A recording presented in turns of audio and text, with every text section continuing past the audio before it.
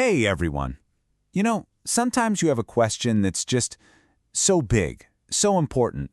Well, today, we're going to share a story from a long, long time ago about a question just like that, and the really beautiful answer that came with it. Here it is. It's a question people have been asking forever. What is the absolute best way to live? How can we be happy? And how do we know for sure we're on the right track? It's a big puzzle, right? So let's dive in and see if we can find some clues.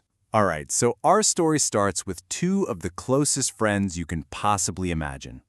There's a wonderful man named Uddhava and his best friend, the wise and loving Lord Krishna. Uddhava knew that no matter what he was thinking or worrying about, he could always talk to Krishna. So one day, Uddhava was feeling all tangled up inside. See, he really wanted to be a good person, so he read all these super old wise books that were supposed to have all the answers. But instead of helping, they just made him more confused. It was like this. The books were just jam-packed with rules. On one side, you had a giant list of good things to do. On the other side, a giant list of bad things to avoid. There were so many do's and don'ts that his head was literally spinning. How could anyone keep track of it all? So finally, he just had to ask.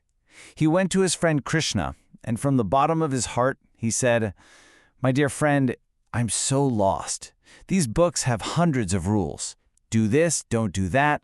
How can anyone ever follow all of them and find the very best way to live?" And Krishna, he just smiled, this really kind, gentle smile. He knew this was a big question. And he didn't give just one simple answer.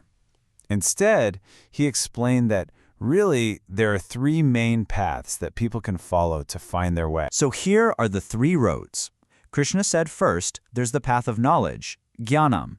That's for people who love to study and figure things out with their brilliant minds. Then there's the path of action, or karma, for people who are all about doing good things and following the rules perfectly.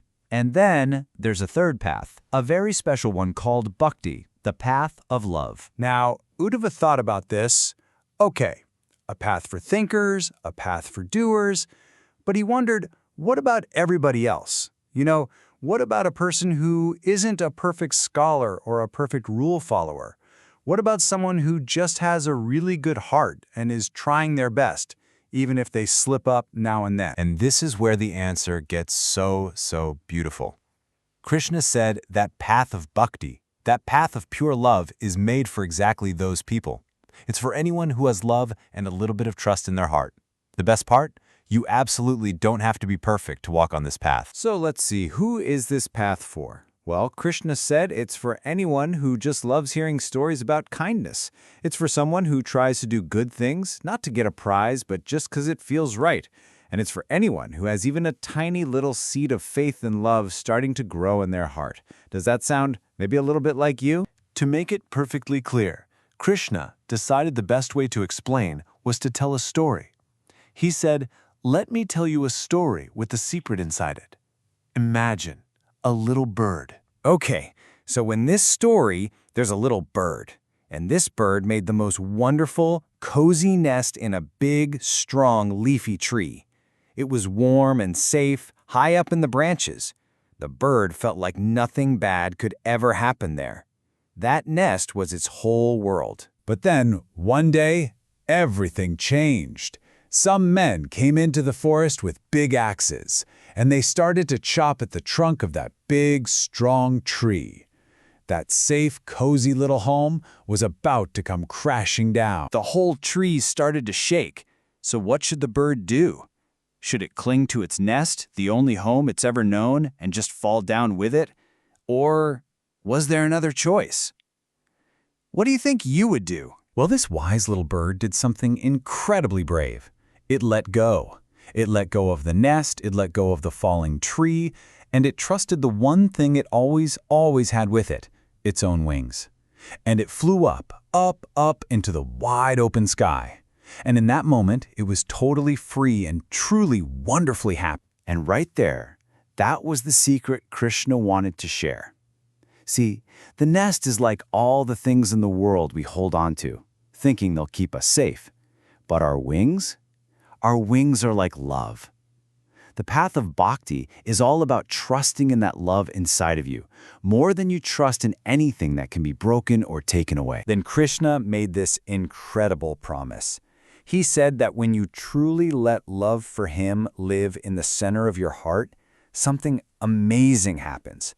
It's like all the tight, worried knots you feel inside you just untangle, and all your doubts and confusion, they just get snipped away. So this path of love, it's like a superpower. It cuts right through worries and doubts.